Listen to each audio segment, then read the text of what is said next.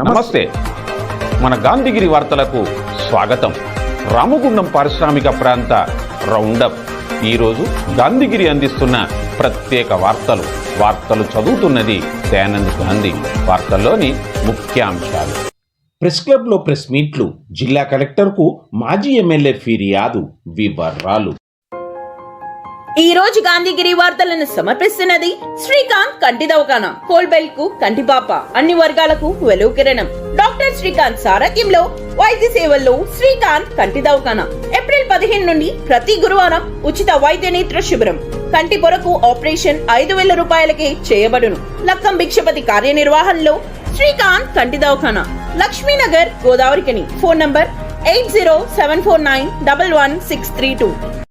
తెలంగాణ ఉద్యమంలో ఉద్యమించిన ఉద్యమకారుల సంక్షేమానికి ఇచ్చిన హామీలను అప్పటి కేసీఆర్ ప్రభుత్వం, ఇప్పటి రేవంత్ రెడ్డి ప్రభుత్వం నిర్లక్ష్యం చేస్తూ ఉందని తెలంగాణ ఉద్యమకారుల ఫోరం బాధ్యులు అన్నారు. గోదావరికని ప్రెస్ క్లబ్లో ఈరోజు జరిగిన ప్రెస్ మీట్లో నాయకులు పిడుగు కృష్ణ, నారాయణ రెడ్డి, తోడేటి శంకర్ గౌడ్, కళావతి, స్వాతి తదితరులు మాట్లాడారు.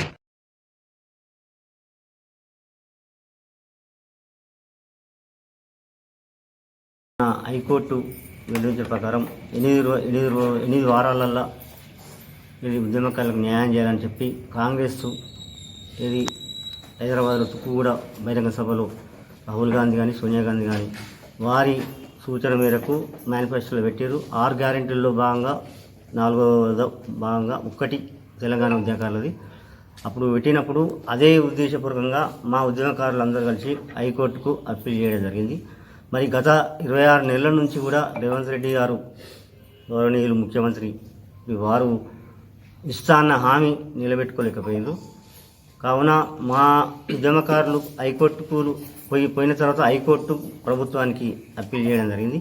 మరి మేము గతంలో 14 సంవత్సరాలు తెలంగాణ ఉద్యమం కోసం పోరాడి, మరి తర్వాత 9 సంవత్సరాలు తెలంగాణ ఉద్యమకారుల పోరాట తరఫున డాక్టర్ శ్రీనివాస్ గారి ఆధ్వర్యంలో మేము పలు వివిధ కార్యక్రమాల్లో కూడా పాల్గొంటూ ప్రతి అసెంబ్లీ సమావేశాల్లో కూడా శాసనసభ్యులు, ఎమ్మెల్సీలు, మంత్రులు అందరి నోట మాట వినిపించిన ఘనత మా ఉద్యమకారుల ఫోరంకే దక్కుతుంది.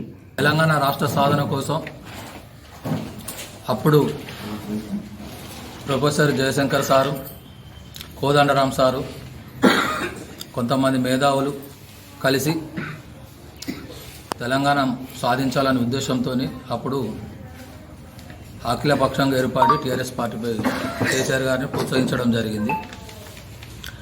కేసీఆర్ గారు ముందుండి తెలంగాణ ఉద్యమం నడిపిండ్రు. వారితో పాటు సంపన్న వర్గాల వాళ్ళు అందరం, మహిళ ఆడ మగానే తేడా లేకుండా అందరం రోడ్లపైకి వచ్చి ఉవ్వెత్తున ఉద్యమం చేసినాం. తెలంగాణ గురించి పని పాట అన్ని వదిలేసి 10 సంవత్సరాలు రోడ్లపై ఎక్కి కొట్లాడినాం. కేసీఆర్ గారు గద్దెనెక్కినాక తెలంగాణ ఉద్యమకాలను మర్చిపోయిండ్రు. ఆర్థికంగా మేము ఉద్యమకారులు అందరం చితికిపోయినాం, కేసుల పాలైనాం, జైల్లో పోయినాం, పోలీసు దెబ్బలు తిన్నాం, కొంతమంది చనిపోవడం జరిగింది, కొంతమంది వికలాంగులం కూడా అవడం జరిగింది, కొంతమంది చెవులు వినకుండా కూడా అయినాయి పోలీసు దెబ్బలకు. కానీ గద్దెనెక్కినాక కేసీఆర్ 2 పర్యాయాలు పరిపాలించి ఉద్యమకారులకు మాకు పింఛన్ ఇస్తానన్నాడు, జాగిస్తా అన్నాడు, 4 ఎకరాల స్థలం ఇస్తా అన్నాడు, హెల్త్ కార్డు ఇస్తా అన్నాడు, బస్ ఇస్తా అన్నాడు, పింఛన్ ఇస్తా అన్నాడు. కానీ గద్దెనెక్కినాక మనం మర్చిపోయిండు ఉద్యమకారులను. అప్పుడే తెలంగాణ ఉద్యమకారుల ఫోరం పూడు పోసుకున్నది. మన డాక్టర్ సీమసీనన్న గారి ఆధ్వర్యంలో జగదాంబ లినెన్ కాటన్ స్టోర్ గోదావరిఖనిలోనే మొట్టమొదటి అతిపెద్ద జెంట్స్ క్లాత్ షోరూమ్. రాబోయే పండుగలు మ్యారేజ్ సీజన్ కోసం స్పెషల్ ఆఫర్స్. 999 రూపాయలకే 4 ప్యాంట్ క్లాతులు, 999 రూపాయలకే 4 షర్ట్ క్లాతులు, 999 రూపాయలకే 2 రేమాన్ ప్యాంట్ క్లాతులు, 999 రూపాయలకే 2 అరవింద్ ప్యాంట్ క్లాతులు, 599 రూపాయలకే మీటర్ 60 వైట్ లెనిన్ షర్టింగ్, 799 రూపాయలకే metre 70 lea white linen shirting, 899 రూపాయలకే metre 80 lea white linen shirting, 999 రూపాయలకే metre 100 lea white linen shirting. Jagadamba linen cotton store, Lakshminagar, Godavarikhani. Antargam మండలం ముర్మూరు బ్రాహ్మణపల్లి గ్రామ సమీపంలోని మల్లికార్జున స్వామి దేవాలయం వద్ద 66 సంవత్సరాలుగా కొమరన్న జాతరగా పేరొందిందని, పురాతనమైన ఈ మల్లికార్జున స్వామి దేవాలయాన్ని భక్తుల సహకారంతో ఆధునికీకరణ చేయడంతో పాటు నూతన విగ్రహ ప్రతిష్ఠ చేస్తున్నామని, ఈ మహోత్సవం ఈ నెల 27 నుంచి వచ్చే నెల 1వ తేదీ వరకు జరగనుందని, ఇందుకు భక్తులు తరలి రావాలని జాతర కార్యనిర్వాహక కమిటీ బాధ్యుడు గోపు ఐలే యాదవ్ చెప్పారు. గోదావరిఖని ప్రెస్ క్లబ్లో ఈ రోజు జరిగిన ప్రెస్ మీట్లో ఆయన మాట్లాడారు. గత 66 సంవత్సరాల నుండి అంతర్గా మండలంలోని మురుమూరు బ్రాహ్మణపల్లి సమీపాన మల్లికార్జున స్వామి దేవాలయము గత 60 సంవత్సరాల నుండి కొమురన్న జాతరగా పేరు పొంది ఉన్నది. అటువంటి దేవాలయము చాలా పురాతనం అవడంతో మరి ఆ స్వామివారి టెంపుల్ని నూతనంగా అందరు భక్తుల సాయంతో బ్రహ్మాండమైన మల్లికార్జున స్వామి యొక్క టెంపుల్ నిర్మాణం చేయడం జరిగింది. మరి ఆ టెంపుల్లో గతంలో మణిమానితుడైన మల్లికార్జున స్వామి మరి నూతన విగ్రహాలను కూడా ప్రతిష్టాపన చేయడం జరుగుతున్నది. ఆ విగ్రహ ప్రతిష్టాపన మరి ఈ నెల 27వ తారీఖు మొదలుకొని 27, 28 మార్చి 1 ఉదయంన 10 గంటలకు ఆ భగవంతుని ప్రతిష్టాపించడం జరుగుతుంది. దాని తదనంతరము మరి ఏదైతే 66 సంవత్సరాల నుండి అక్కడ మల్లికార్జున కళ్యాణోత్సవం కొమరన్న జాతరగా పేరు పొంది కొమరన్న జాతరగా వేలాది మంది భక్తులు వచ్చేస్తున్నారు. మరి ఈసారి కూడా ఎంతో కష్టనిష్ఠురాలకు ఓచుకొని ఆ భగవంతు మానవ సేవే మాధవ సేవ, భగవంతుని యొక్క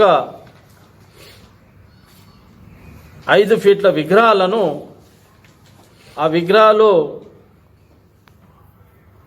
మరి ఆ పుణ్యక్షేత్రంలో కేతమ్మ, మేడలమ్మ, శివనందీశ్వర, ముత్యాల పోచమ్మ, మదన పోచమ్మ, గంగాదేవి, రేణుకా ఎల్లమ్మ మరియు ధ్వజస్తంభ సహిత శ్రీ మల్లికార్జున స్వామి విగ్రహ ప్రతిష్టాపన 1వ తారీఖున చేయబడుతుంది. ఆ విగ్రహ ప్రతిష్టాపనకు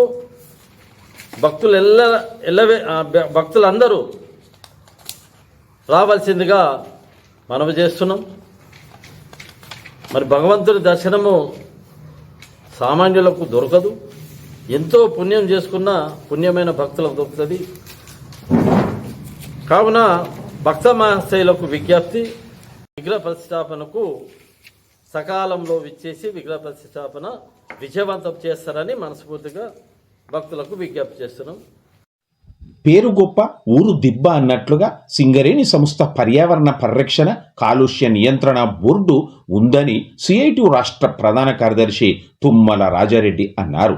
ఈరోజు సిఐటియు నాయకత్వం పాత ఎస్టీపీ సీవేజ్ ట్రీట్మెంట్ ప్లాంట్ను సందర్శించారు. కార్యక్రమంలో నాయకులు ఆరేపల్లి రాజమౌళి, బంగళ శివరాం రెడ్డి, మెండె శ్రీనివాస్, సిహెచ్ వేణుగోపాల్ రెడ్డి, అసరి మహేష్, ఎస్కే గౌస్, అనబోయిన శంకర్, గద్దె జనార్దన్ తదితరులు ఉన్నారు. కామ్రేడ్ పోచన్న భూమన్నల ఆశయాలను తుది వరకు కొనసాగిస్తామని సిపిఎంఎల్ న్యూ డెమోక్రసీ జిల్లా కార్యదర్శి కె రాజన్న అన్నారు. ఈరోజు ప్రగతిశీల యోజన సంఘం సిపిఎంఎల్ న్యూ డెమోక్రసీ జిల్లా కమిటీల ఆధ్వర్యంలో కత్తెరమల్ల పోచన్న అరుమూళ్ల భూమన్నల 34వ వర్ధంతి సభను రామగుండం టౌన్ హౌసింగ్ బోర్డు కాలనీలో నిర్వహించారు.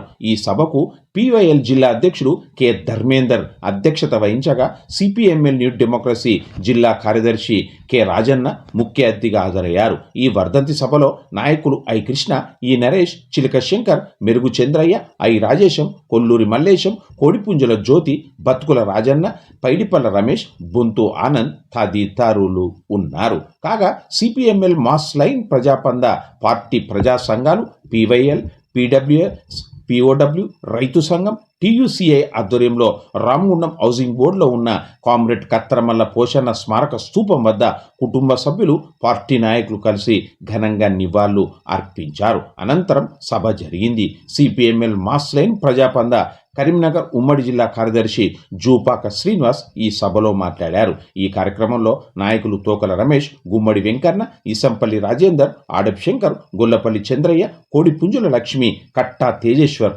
తదితరులు ఉన్నారు. భూమన్న పోచన్న మనకు దూరమై 34 సంవత్సరాలు కాబడుతుంది. కాబట్టి కత్తెరమల్ల పోచన్న ఈ రామగుండం ప్రాంతంలో, ముఖ్యంగా గోదావరిఖని ప్రాంతంలో యువకులను చైతన్యవంతం చేసి ఈ దేశంలో ఉన్నటువంటి దోపిడీ వ్యవస్థకు వ్యతిరేకంగా పోరాడినటువంటి వ్యక్తి. ఒక మనిషి ఇంకో మనిషి దోసుకున్నటువంటి రాజ్యం కావాలని చెప్పి పోరాడినటువంటి వ్యక్తి కామ్రేడు కత్తెరమల్ల పోచన్న. ఇదే కాదు, ఈరోజు యువకుల్లో ఉన్నటువంటి చెడు భావాలను తొలగించి యువకులందరినీ చైతన్యం చేసినటువంటి వ్యక్తి కామ్రేడు పోచన్న. కామ్రేడు పోచన్న అటువంటి పోచన్నను కొంతమంది అరాచక శక్తులు ఓర్వక అతి కిరాతంగా చంపడం జరిగింది. చంపినప్పటికీ కామ్రేడ్ పోచన్న ఒక ఆశయాలు మన ముందు ఉన్నటువంటి విషయాన్ని మనం గమనంలో ఉంచుకోవాలి. అదే కాదు, ఇదే విలేజ్ నుంచి కామ్రేడ్ ఆర్మూళ్ళ భూమన్న విప్లవం విజయవంతం కావాలని, దేశంలో దోపిడీ నశించాలని చెప్పి ఈరోజు పక్కన ఉన్న ఆదిలాబాద్ జిల్లాలో వెళ్ళి పోరాటం చేస్తున్న క్రమంలో ఇక్కడ సాయుధ పోలీసు బూటక్ ఎన్కౌంటర్లో కాల్ చంపినటువంటి కామ్రేడ్ భూమన్నను కనుక ఇద్దరు కామ్రేడ్స్ ఈరోజు విలేజ్ రాముడు నుంచి జన్మించాడు. ఇద్దరు కామ్రేడ్స్ ఈరోజు ఇక్కడ విలేజ్ రాముడులో గొప్ప విప్లవకారులుగా ఉన్నటువంటి పరిస్థితి మనకు ఉంది. కామ్రేడ్ పోచన్న భూమన్న ఆశయాలను మనం ముందు తీసుకుపోవాల్సిన అవసరం ఉంది. మరి కామ్రేడ్ పోచన్న భూమన్న ఆశయాలు ఈరోజు మన ముందుంది. పోచన్న భూమన్న లేకపోవచ్చు, కానీ ఆశయాలు మాత్రం మనం ముందు తీసుకుపోవాల్సిన అవసరం ఉంది. రామగుండం నగరపాలకంలో ఇటీవల జరిగిన కార్పొరేషన్ ఎన్నికల్లో అధికార పార్టీ కుతంత్రంతో 43 డివిజన్లలో బీఆర్ఎస్ నాయకులను బెదిరించి కాంగ్రెస్ నాయకులను గెలిపించుకున్నారని రామగుండం మాజీ ఎమ్మెల్యే బీఆర్ఎస్ పార్టీ జిల్లా అధ్యక్షుడు కోరుకంటి చందర్ ఆరోపించారు.